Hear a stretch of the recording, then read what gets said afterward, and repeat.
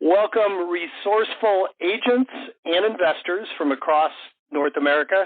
Today is Thursday, September 16th, 2021, and this is Mastermind podcast number 345.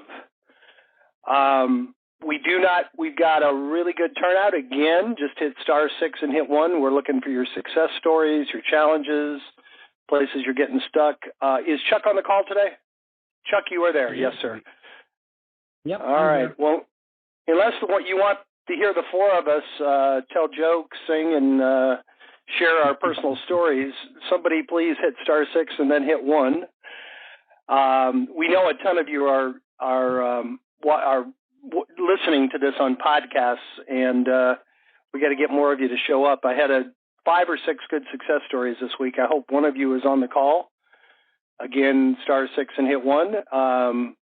Bruce, what would you like to share with the group, other than the weather and the beach in North Carolina? Way to put me on the spot. Yes, we've got a couple of territories that are locked down at this point for ISAs. If anyone is still looking for an ISA, please let us know. I know that we have a couple of people that had requested an ISA that we've given a call to that we're still trying to get in touch with. But if you guys do happen to want an ISA that's exclusive to you, please get a hold of the sales team or email me directly to get on that list, and we'll have a conversation with you. Foundation's coming up in a couple of weeks. We moved our Foundation's role play call from yesterday to next week on Wednesday. So if you've been in Probate Foundations before, be on the lookout for that email. Jump on that Zoom call. It'll be about an hour and a half long, and it's going to be a little bit of teaching, but a whole lot of practice. You can listen to other people practice, but we encourage you to actually do some of the role play yourself as well. How we improve, guys. So look forward to seeing everyone that can make it next week. Yeah, just to go ahead, Tim. Yes, sir. I'm sorry. Go ahead if you want to finish up something there. That's fine. Yeah, I was just going to add to what Bruce said about the ISAs. I was someone who I won't pick on, who I've known for about 35 years. I was talking to her. She signed on before I went to the Q&A mode and said, "How you doing with the leads?" And she said, "Well, we got the leads. We're just waiting for the training to get started." 2 points I wanted to make, and to add on something to what you just said, Bruce. The person I'm picking on here, I know you're an experienced prospector. If you find the time to make the calls, you'll absolutely kill it. 2 things I see agents, 2 misassumptions I think they make when they go into this is the 4 of us talk and answer some really detailed questions, and I think a lot of times people come away thinking that this is way more complicated than it really is. Really, if you're an experienced prospector, these are just absentee owners, motivated absentee owners for the most part. Treat it like you would a motivated absentee owner. You don't need to know. We give you so many techniques to refine your skills, but you don't need to know a heck of a lot about probate to get started. Don't wait to get started till you know everything. There's an attorney that handles the legal aspects of it. So really, you just got to reach out to these people and let them know you can help them. And people like the one that I'm not mentioning by name, you are so experienced. You're already way more knowledgeable about real estate in general, and probably even more so about probate, just because you've been on a few of these calls. So that's my first point. And the second point I wanted to add on: if you are an agent, an experienced agent, but you're just too occupied with too many other lead sources and too many other things to make the calls, don't hesitate to take advantage of Bruce's ISAs. They're appointment setters. They'll take several hundred leads and narrow it down to the 10 or 15 people that actually want to talk to you. So no excuse not to get started. I guess that's what I took away from what you said, Bruce. Tim, you can tell we still have everybody in the queue. So Tim, what would you like to add?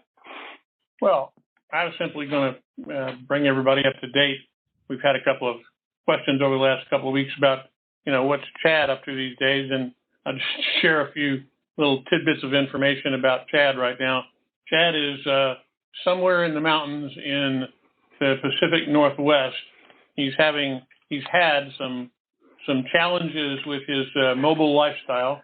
A bit disenchanted with it, not because it's a bad idea, but he's had some vehicle challenges. If you happen to see what he's up to online, he had axle troubles on his motorhome that he got, and I think it's been less fun than he thought. And I think Chad's latest saga is that he is going to be heading back to West Virginia over time.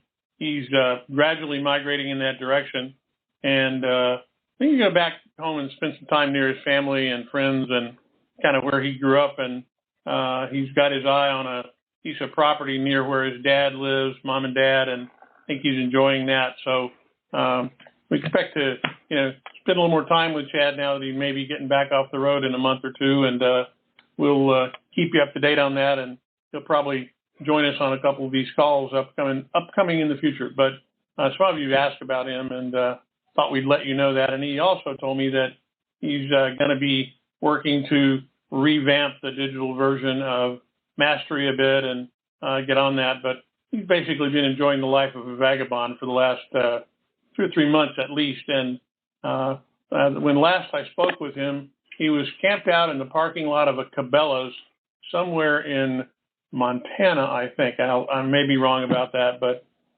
that's what our friend Chad has been up to, and he's having fun doing it. But he told me something interesting, and I'll finish with this.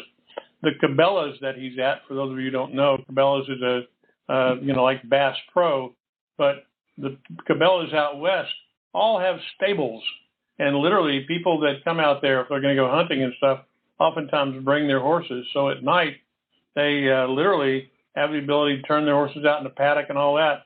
And that is amazing customer service for, an outdoor company. And that's a great reason for people to go there. So I thought that was pretty cool. Not that it has anything to do with probate, but has to do with our buddy. So keep you guys up to date on that sort of stuff. And we'll hope to have him around a bit more. The other thing I'd say is this.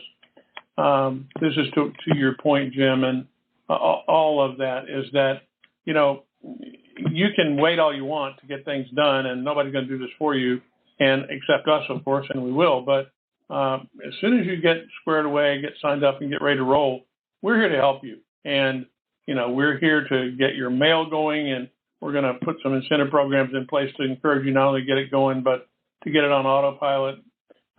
Bruce has done a masterful job of creating a new structure for the ISA program that will, in fact, get you a heck of a lot better results than you're likely to get for yourself, because they're going to bang away at it, and they're going to do so and not tie up your valuable time to make that happen. And certainly if you haven't taken advantage of getting one of our credibility websites, that's where you need to be landing traffic, whether you're doing it from the ISA standpoint or letters or your business cards or any kind of advertising that you're doing. Last thing I'm going to tell you is that we are now we took delivery today of a very cool machine that allows us to do some real interesting binding and create special types of brochures and books and all that sort of stuff. So we're going to be putting a program together that will help you do some advertising and also give you a way to be able to get some tools like that and maybe get 400 or 500 pieces of a really interesting book that you can put in people's hands. You can mail out, you can drop off at assisted living, nursing home facilities, and all of that. And it won't cost you anything, because we're going to tell you how to make sure that you not only are doing it, but you're getting everybody on your wheel of probate to help you defray the cost of it. So we're working on that as a project, and as soon as we have some details, we're going to ship you a copy of a sample and explain to you how to do that. So just kind of keeping you apprised of the things that we're working on. And other than that, star 6 and 1, let us know what you guys are up to. We want to hear from you. Bruce, we still don't have anybody in the queue, guys. This is unusual. Bruce, I'm going to kick it back to you, and maybe you can just go over some basics of what a probate campaign should look like. Good question, Jim. And I think that there are a lot of people that either will listen to this call on the podcast or might be listening now, and they're just not sure what to do. And a lot of what you need to do when you're starting a probate campaign is very budget dependent. So very much budget dependent. We have people that are coming in and they're saying, I don't have a lot of extra cash on hand to put into this. What do I do if I'm a little bit budget strapped? And that's where I'm going to start. On the flip side of that, we get some people that come in. They might have a team. They might already be doing deals and they have enough budget to really go all out. Or maybe they come in and they close a couple of probates and they want to reinvest that capital that they've made from their deals, from their closings, back into their business. So I'm going to start with what you should do if you're in kind of a newbie that does not have a big budget, and then we'll go into how to go all out, kind of like we do in our businesses. So if you are new and you're coming in, you're taking on a county, it's really obvious that you need to be picking up the phone. And as Jim kind of talked about a little bit ago, you don't have to be a probate expert. These are highly motivated, basically absentee owners that have a property that they've inherited that is going to need to be sold. Most of the time, they're a little bit lost in the process. Just because that house needs to be sold does not mean that they're going to sell it immediately. Many times, they're trying to figure out the legal process. I can't tell you how many times I've talked to families and personal representatives that need to sell. I know that they have to sell the property. It's costing them or the estate a lot of money every single month, but they think that they're not allowed. And in the majority of states, they're incorrect in that assumption. It's just because they're a little bit lost in the process and maybe they're not asking their attorney, or maybe they don't have an attorney. So these are the people that we want to immediately jump on the phone with and just start calling. In a perfect world, what we would have you guys doing, if you're new and if you have a limited budget, is doing at least one or probably one high-value piece of mail. Something that is bulky, like Frank Patrick letters with a pen in it or a magnet in it, or something like that, or even better, a brochure or a magazine. Tim was talking about our binder that they just picked up, something like a magazine that you could send out that's high impact and memorable. And the reason that you want to send something that's bulky or memorable, like a brochure or a magazine, is because the families that and the PRs that you're mailing to are probably getting a lot of letters. Most of the time, those letters are just in a business envelope, and if you're just one of a dozen business envelopes that landed in their mailbox that day or that week, you might blend in. But if you have something that is higher impact that maybe you spent a little bit of extra money on, it's really going to help you stand out and be more memorable. And then you follow that mailing up with a phone call referencing the mailing. And basically what that sounds like is, hey, this is Bruce Hill. I'm just giving you a quick call. I sent you a magazine in the letter last week. Did you happen to get that? It was about probate. Okay. Could you tell me where in the probate process you might be at this point? And now you've started a conversation. And instead of calling with a big, long script, all you have to do is really memorize or remember your introduction, and then the conversation should flow from there. All right.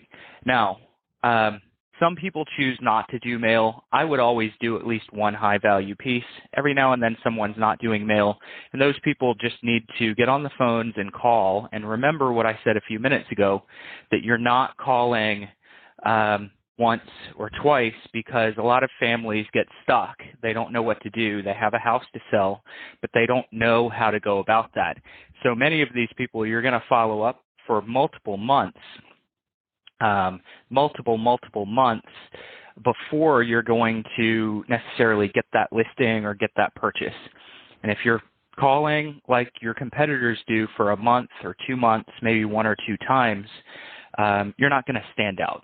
So if you're going to do one thing and one thing really well, be really good at your phone follow-up game. Don't worry about people calling you an ambulance chaser. I hear that all the time from new people. That's their number one fear, and it very rarely happens. Very rarely. If I've heard it over the past 7 years doing probate, maybe 7 or 8 times in 7 or 8 years. So you're not going to hear that very often, even if you're on the phone consistently. So that's going to be your approach. I want you guys just remembering, get on the phone,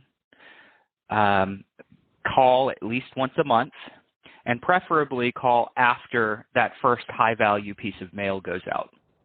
Now, if you guys have had some success, you have the budget for it, I want you guys going aggressive on your mailing campaign as well. And there's one area that I see a lot of agents kind of fail in, and that's going passive on the mailing campaign. So they'll actually go more than just that one mail piece, but they might send a second letter or maybe a third, and sometimes even a fourth letter.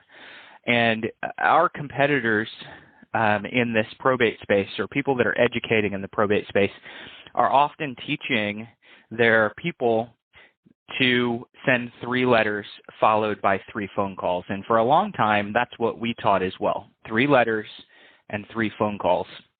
And I believe that it worked 7 years ago.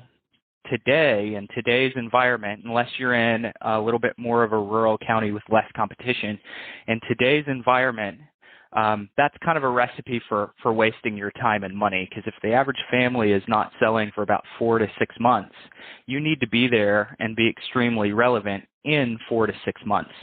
So if you have the budget for it, I'm going to encourage you guys to do at least a minimum of 6 mailing touches.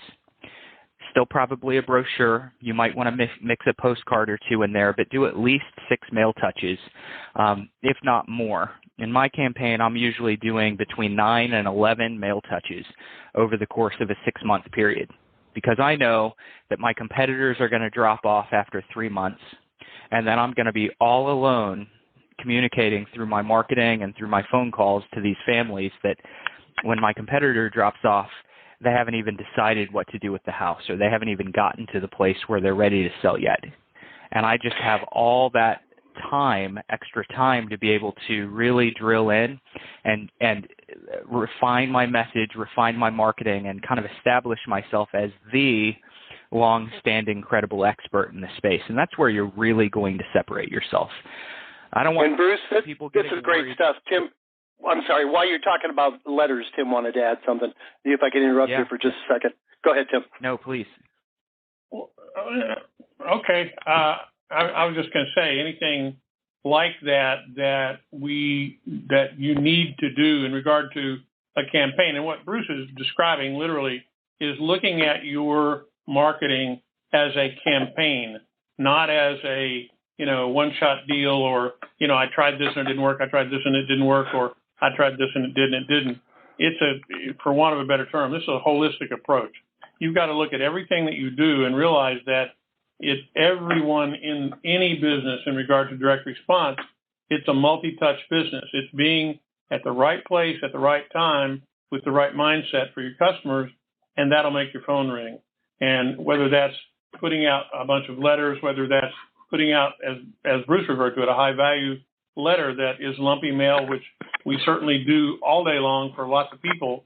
We source all of the parts for that. We have numerous things that you can put in to thicken that letter that goes out, make it instantly get open because there's something in there that they want to read, not looking like an ad or anything else. They want to see what's in there. So we can help you figure out how to go do that and literally look at it as a program. And we'll be happy to work with you on that campaign program to make that kind of stuff work. That's really the right way to look at it. And what I wanted to make the point is that you don't have to figure out how to do this yourselves. We have the content, we have all the pieces of the puzzle together to make it work for you, and we can do it. So just let us know what you're looking for, and we're going to increase the amount of time we reach out to you and encourage you to do it, because that's part of what we're here. We're a systems company, and the system is comprehensive. Yep. Mm-hmm. Carry on, Bruce. It was good. Where were you? I think, Jim and Tim were around from the beginning. I wasn't. I was just a subscriber for many years. And in the beginning, all the leads was basically just kind of started as a leads company. And as we realized that so many people weren't following the system because they had to put it together themselves, that's where all these pieces came from. So there are a lot of folks that say, hey, I'm going to do it myself. I was one of them. I was one of the guys that hired 2 mail stuffers for my business, and then they'd quit and I'd have to go hire someone else. Then they'd quit, and I'd have to hire someone else, or I'd have to remember to download the list. And much of what we do comes out of just simple necessity, including the ISAs, including the mail, including the websites that are available for you guys. All of these are vital pieces.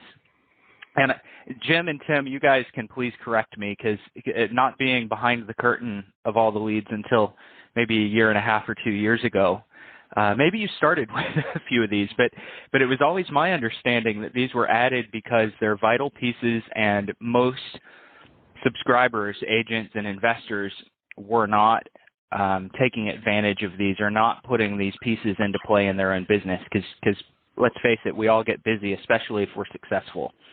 So if you want that turnkey, that's why we're here. Yeah, I mean, that's exactly right.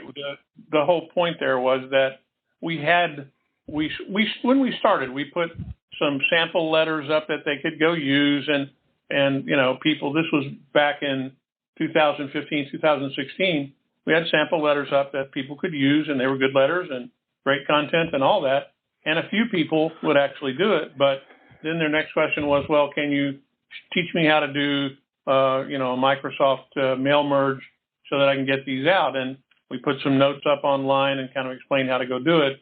And then, of course, every time Microsoft made a change to the operating system, or a change to Office, or, somebody wasn't using Word, they were using letters or numbers or Google Docs, then the instructions became different. And, that became a big support challenge. And what we realized is most people weren't doing it. They were, you guys have probably heard me say this before, about people would take their leads and put them under their pillow at night and hope they'd wake up in the morning with money. And, the tooth fairy approach just didn't work. So we started off by saying, all right, we'll do some of these for you. And quite honestly, I started off doing it. I had a nice inkjet printer that did a good job, and started out doing it for a few of you who are probably still on the call and listening, that, we know, that we started off doing them for you. You've been with us a very long time. And so we did them for them, and that quickly got to be a really bad job for me to go do, because first off, I hated doing it, just like you probably hate doing it. And more importantly, it became a big task. So we started putting a program together to do it, and we ended up with, a whole bunch of small printers doing it. And that's now grown into a full commercial print shop that we've developed literally to support your needs, so that you can do flyers, you can do mailers, you can do trifolds, you can do door hangers, your business cards, letterhead, folders, anything that you normally would expect to get from any other printer or specialty marketing company. We do all of that, and we did it, like Bruce said, just out of need. Same thing on the ISA side. The beginning it was 3 letters, 3 calls, and so we got the letters done.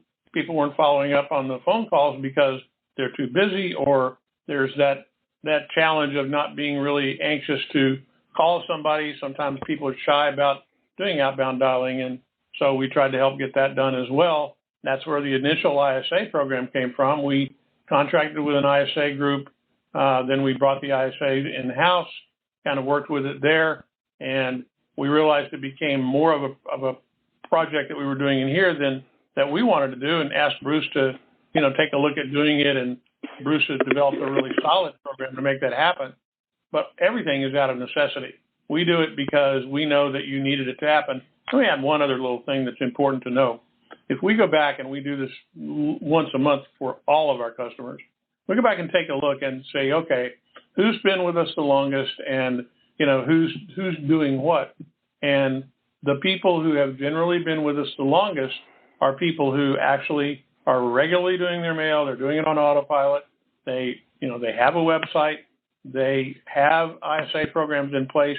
That's relatively new. That's probably the least penetration is on the ISA side, because frankly, we haven't been doing it as well as we could. And Bruce has developed a very economical approach to doing that.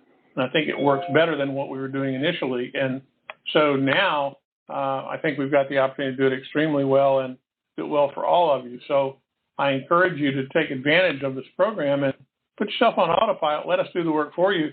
You talk to customers. We'll do the rest. And Bruce, I was just going to add this. We don't want this to be all about us. You don't need to hear our company biography, but we didn't it not only came from necessity, but our vision when we started this in 2013 was data is, anybody can go to the courthouse and get the data. We're bound to have some competitors come along and try to, undercut our price. So we don't want to just sell data. We want to sell a system. And we have been absolutely amazed that we have had so little competition because nobody else seems to want to do it that way. They want to sell the data. They don't care if you're successful or not, and then move on to the next customer. There's a million new realtors every year. So we always had the idea of a systems approach, and we wanted to give you all the data you could get at the courthouse, but so much more. Make sure the data is accurate, really accurate phone numbers you could call. So I think that was always our intent, and out of that, all these extra services have kind of come along. So that's a history of ATL to date, pretty much. And a good campaign for you if you're just getting started or looking to ramp it up. Yep. And Bruce, I go back to the initial conversation we started with. And did you have some more you wanted to add first? Did we stop you in the middle, or? No, I think that was fairly comprehensive. It wasn't all the way comprehensive, but I think that was I don't want to put anyone else to sleep. I've probably lost some of the people that are on here who are snoozing. You have direct contact with every single one of our customers. So what are the one or two most common mistakes people make? And if you are trying to decide, should I make the calls myself or hire an ISA? Or if you're somebody like I talked about in the beginning and just you've got the leads, but you're just waiting to get more training to make the calls, what are the answers to those questions, and what would your advice be? So I think that there are three mistakes, and if I end with two or four, don't say I messed up. So number one would be not calling because you think that you need to know everything about probate. Man, I haven't been asked a hard probate question in many, many years. Occasionally I'll get someone that'll throw something at me that I think, wow, this person knows their stuff. But most of the time you're communicating with PRs that don't know the first thing about probate, and they're not going to ask you about it. So don't think that you need to be an expert to start making your calls. Second thing, big mistake that I see people make, big mistake, is they call and they're very unclear in what they're offering. Because I role play with you guys all the time, and in my mind, role playing with people, I'll usually say, "You lost me," or I don't even know what it is that you're offering. And I'll say that, but I say that where the prospect that you're talking to won't say it. The prospect you're talking to will just sit there on the other end of the phone nodding their head and thinking internally, I'm not even sure what this person does. So never be afraid to tell someone what you get out of the deal. Okay, never be afraid. Find a diplomatic way of saying it, but share what you get.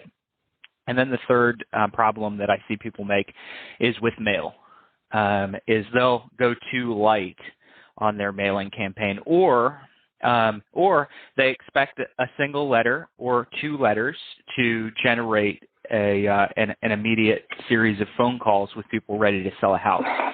And with the exception of a few markets, mail doesn't work that way. Mail is branding and establishing a unique selling proposition. And if you can look at your mail from the long game perspective, you'll be a lot better off. So don't get caught in the middle, kind of no man's land, where your mail really hasn't had a chance to produce for you. Your mail either needs to be for branding if you're only going to do one or two pieces, and you have to just kind of chalk it up to, hey, I'm going to do one or two pieces to get my name out there, and that's all it's for. Or if you're looking for a direct response, you need to go ahead and stretch that on out to 6 months.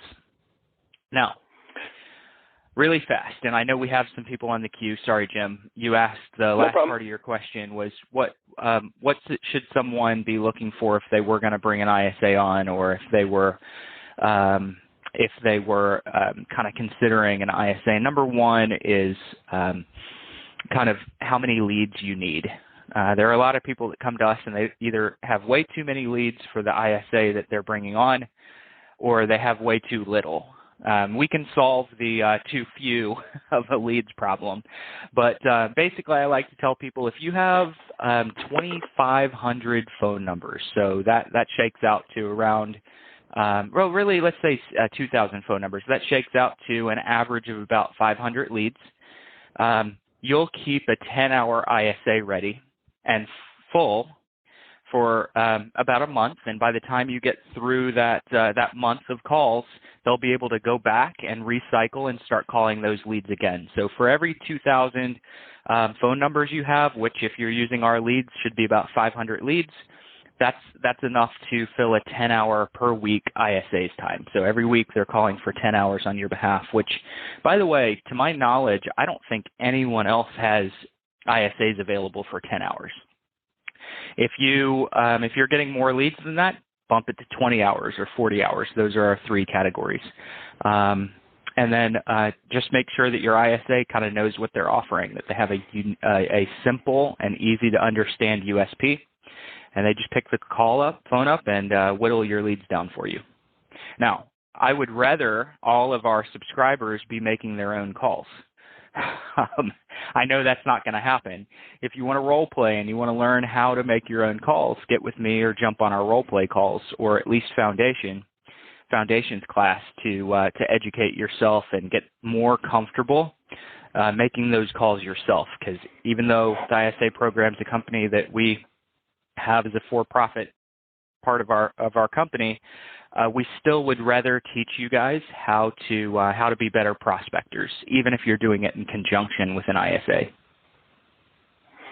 Awesome. That's all I have. Good job, Bruce. Thank you. We do have a few people in the queue. First up is phone number ending in 6322. Hey guys, it's Mary. How are you? Hey, Mary. Hey, Mary, great. How's it going? Oh, great. Yeah, that was a really awesome start of the call. That just, reassured me of a lot of things that I'm doing right now. And I am making the calls, and I'm hearing a common objection. And I just wanted to see if you guys could help me with that. Sure. Let's hear it. Okay. So they say, I don't need help. So no need to follow up. Or just like the attorney thinking, no need to follow up though. Because I always ask, do you know when you might be looking to do something in the future? And they'll say no, and just don't follow up. So would you continue following up with them and just see, or just drop the lead for later and then maybe try like way off in the future? So I want to address more so what they're saying no to. So when they say no, I don't need help, are they referring to your other kind of ancillary services, or are they referring to real estate help? No. So basically, I just start the call the way you teach, and they say right after I deliver the USP that they're not interested. Okay. And so normally those people don't know much about our real estate offer yet. It's pretty normal that they would resist you. That's a common objection, and that's the exact same objection that I would give you. I've actually built that USP to get the objection.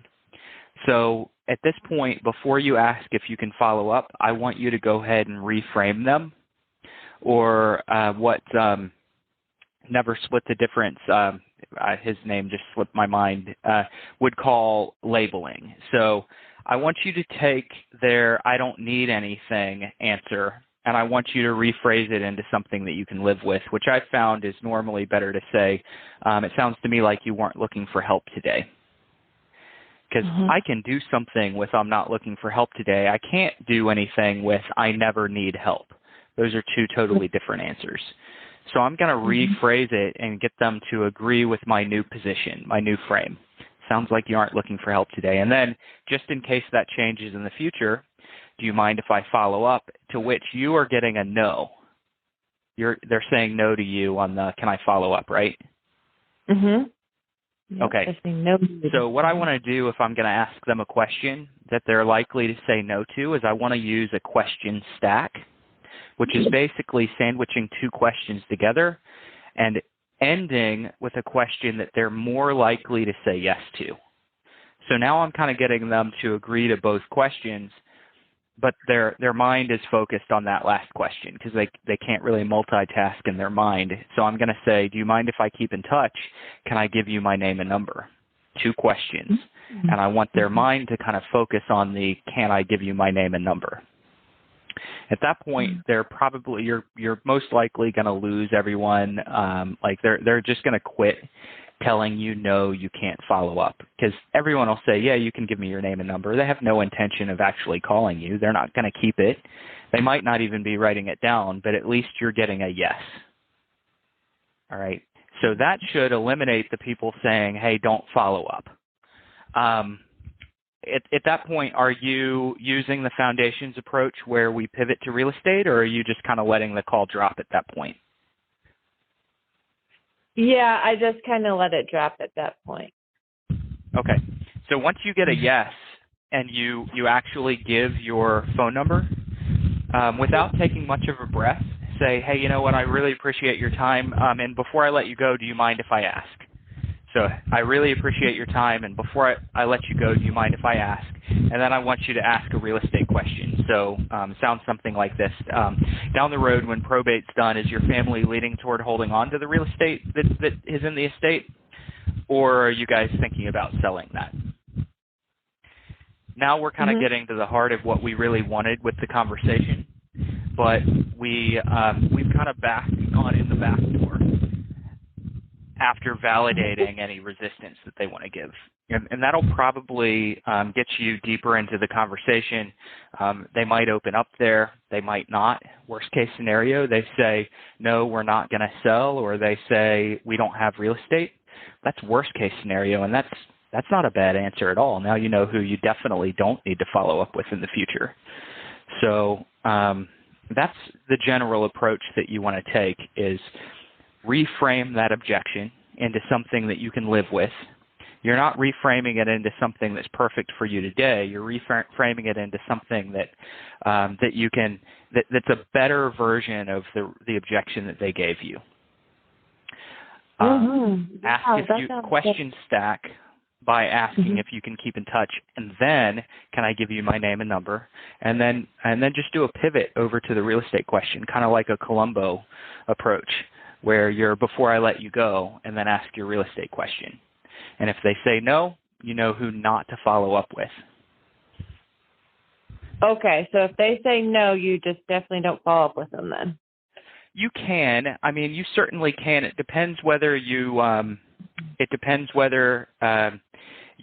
a Bruce that is only in it for the real estate, or if you're really being incredibly, if you want to help them, you can continue to follow up, or use that relationship for maybe referral opportunities. Personally, I'll go ahead and scrub them completely out of my campaign at that point. If they're definitely not selling a house, I'll scrub them out. Okay, yeah, even if they have a house and they're just saying we're not selling it, you would? If they have a house, I'll scrub them out of mail, but I'll make sure to add them into my follow-up in all the lead CRM. I'll click follow-up, and I'll put a follow-up out 4 or 5 months just to see if they've changed their mind. Okay, that's a great plan. Thank you so much, Bruce. Definitely, Mary. Thanks. All right. Jim, do you guys have anything to add? Chuck, anything to add? Chuck, you want to go first? No. You there? No, I okay. think, I mean, based on what I heard, that's the best approach. I mean, sometimes you're going to get somebody to be able to be good with a follow up, but literally getting in there and understanding whether asking that real estate question is the way to go. Yeah, the only thing I would I love the pivot, Bruce. I've learned from you to will you take my phone number? I think that's brilliant. It disarms everybody. And then I love the, hey, before I let you go, let me ask you one more question. Down the road, do you have plans to sell the real estate? even if they said no at that point, then I would say, oh, okay, great. Now you got them talking. So is there a family member living there, or are you planning on renting it? Because sometimes you'll still get that reflex no. Even after all of that process, you'll still get the no, we're not selling it. So maybe just gently put them on the spot a little bit and ask those couple extra questions. Oh, okay, great. So you're going to rent it, or do you have a family member who's living there? And then you might find out that they really don't have a plan. They just were giving you the reflex no. So, kind of just follow it as far as you can until they get annoyed with you or until you really feel it. For me, I always say it's not so much what you say, it's how you say it. I can usually, when I'm talking to people, I can get a pretty good sense of whether they're telling me the truth or not. So if you really are sensing at any point that they're feeling trapped and they're just trying to get rid of you, everything you said will ease that tension, Bruce. And, if you still get through that, you still sense that maybe they're just giving you that reflex no, ask a couple more questions. And sometimes people will finally admit, well, I hadn't thought about it. I'm not planning on selling it, but I don't know what's going to happen. I don't know what we're going to do with it. Well, if they don't know what they're going to do with it, they're going to sell it. Not too many people want to be absentee landlords. So, and again, I would say go by their tone of their voice and their attitude, how far you go with it. Yep. That we don't know. Many times I've found to be truthful. I don't know pretty much always turns into a I'll sell. It might not turn into a we'll sell on that phone call, but they will eventually sell. If they don't know, that it basically means I've been too busy or too distracted to think about it, is what it means. And that same person will end up selling 9 times out of 10. Sure.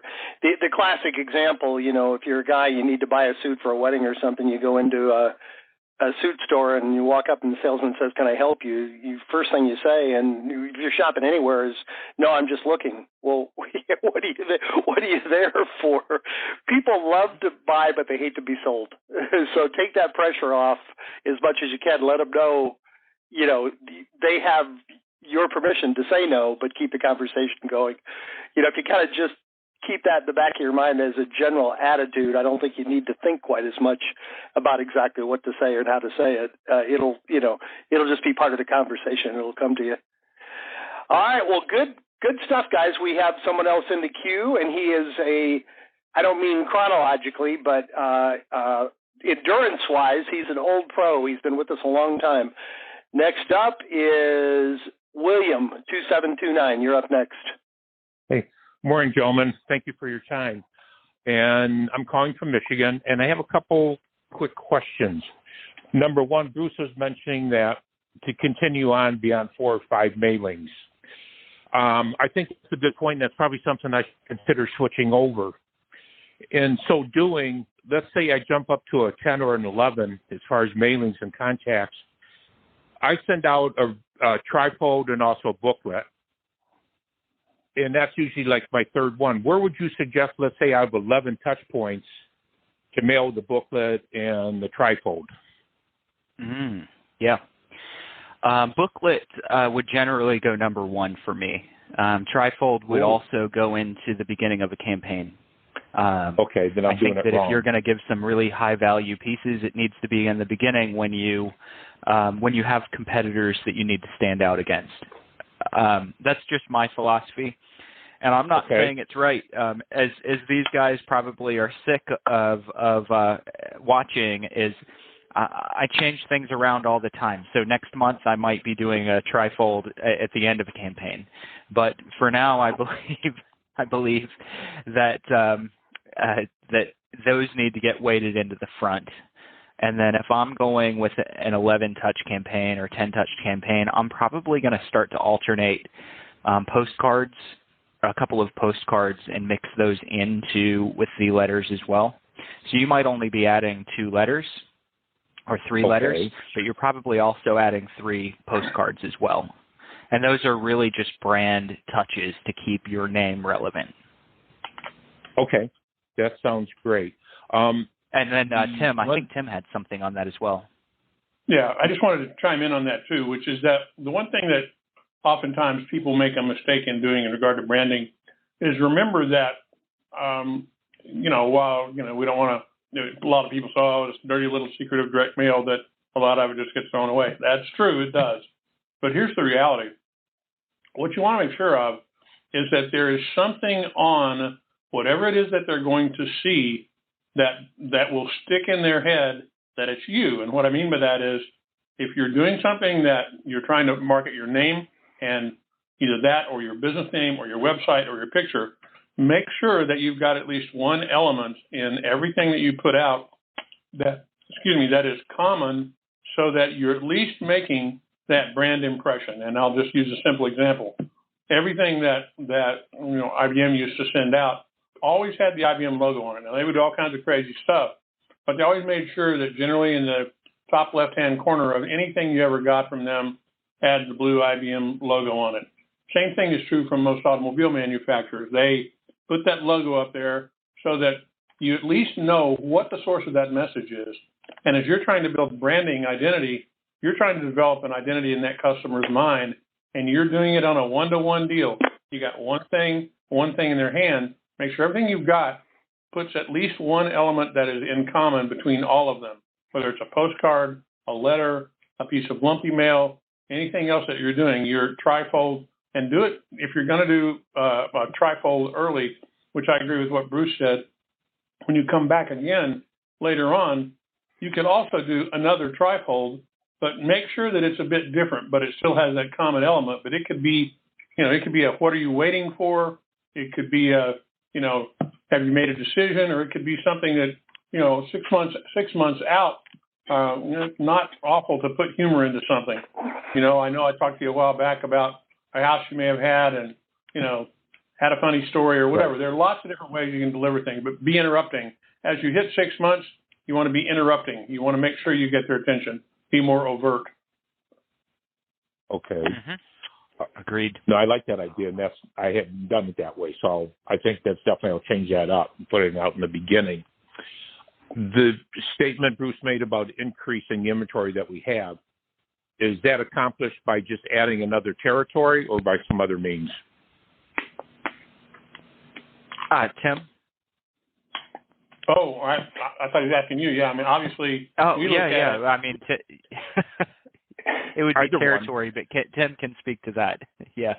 Okay. All right. Yeah, that makes sense. I'll just say the same thing. We put programs out there about encouraging people to add a county, and in addition to that, we really encourage you to do it by offering you a discount. We'll make sure that we'll have one of our salespeople give you both back, but we offer a discount for you to go do that because we're trying to help you grow your business. I mean, we are in this for money, and we certainly do it to make a profit, but our intention is to not get rich quick.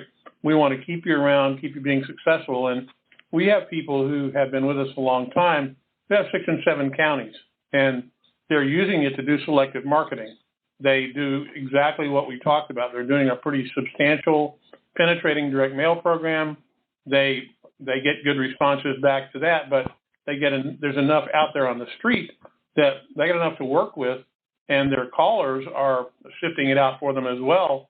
So they're just casting a wider and wider net, and they're willing to drive a little bit into a county that may be, nearby. But the only thing I would say is just determine how far you're willing to drive to service a customer and draw that circle on a map, get those counties as you can afford them, and grow your business.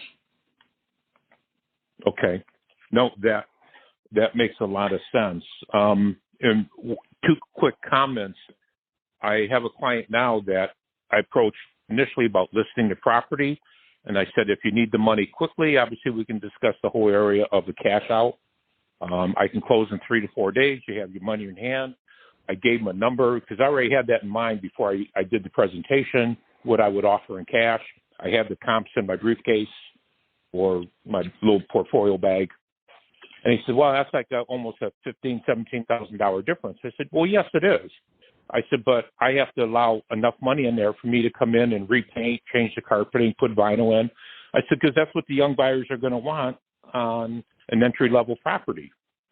And he said, we're at the stage where we've had the home inspection. There's been a couple glitches, and the appraisal was done this morning, and the appraiser came back with 2 comments. And now they're saying, well, maybe we should have just went with you. I said, well, it's too late now. I said, you have to honor the contract that we have. And I said, if everything goes well after underwriting, the review, you'll still pick up a couple more thousand than what you would have with me. And their comment was, yeah, but it's getting aggravating at my age. So there's always that thing to consider. And the last thing is I approached a different couple very quickly. And he said, well, maybe I'll just hold on to it and I'll become a landlord. And I said, well, do you know the difference between a landlord and an investor? I said, I'm both. He goes, really? He goes, what's the difference? So I said, well, with an investor, nothing ever goes wrong. You never hear from your tenant. And I said, and if you're Christian, I said, being a landlord, you have to go take care of it, or you call a plumber out at 3 times his normal rate because it's Christmas Day. I said, that's a landlord. And I just got this blank stare like deer in headlights. He goes, never thought about it. I go, well, that happens. I said, trust me, I only know because of experience. So he wound up selling the property, thankfully. So anyway, good. I thank you guys for all your help as usual. It's always very insightful, and it's greatly appreciated. So you have a great weekend. Hey, you too, William. I wanted to add one thing. If you or anybody on the call is using the trifold brochure, over the years we've had a number of agents do extremely well. You're spending a little extra time and money to design a really nice trifold brochure. We've had agents do real well recruiting attorneys with that. They'll look and see who is the top player in their market. They'll reach out to the attorney and say, hey, most attorneys cannot market directly to PRs. Most bar associations don't allow that. So they'll reach out to the attorney with 2 things, basically. Hey, would you mind taking a quick look at this marketing piece from a legal aspect? Is it good? Is there anything I should add to it? And by the way, I'm sending out like 500 of these a month. Would you mind if I just put on there content approved by Attorney William Smith and, your information? Or, would you mind if I recommended you to people that don't have an attorney yet? Great way to recruit attorneys, make them part of the market, or offer to make them part of the marketing piece on a quid pro quo. And you don't have to put much on there. You can just put a little disclaimer on there that, that he reviewed the content, or that if they have any legal questions, reach out to him. I know we've had dozens of agents that have done well with that as a means to recruit, as long as you're doing it. Point. Make sense? That way, I made the referral that here's an attorney, here's his card you can contact. And with 3 attorneys, what I've done is I have a piece of plastic that I bought, and what it's meant is to hold the width of a trifold. So you fold a sheet 8.5 by 11 3 ways, and you put it inside the little plastic holder, and on the back of it, I have a sticker that has my contact information. So when it goes empty, they can call me back for more. And that's perfect. Actually a little bit. Yeah. It's not big, and it just sits in the back of the secretary's bookshelf, I guess you'd call it. And the nice thing with that, you can do it at every attorney in town who's willing to let you put it there. So you don't have to restrict yourself to one. Yeah. I've only gotten 3 Good so idea. far, so. Yeah. Good stuff, my friend. Thank you. Thank you. All right, guys. Yeah, great timing. We're at the top of the hour. I want to thank each and every one of you for being here today. I want to thank the people who actively participated. And I want to challenge each of you, take one thought, one idea, one thing that inspired you on this call. Go out and put it into practice, and please come back next Thursday and share your results with the group. Have a great week, everybody. We'll talk to you the same time next Thursday. Take care.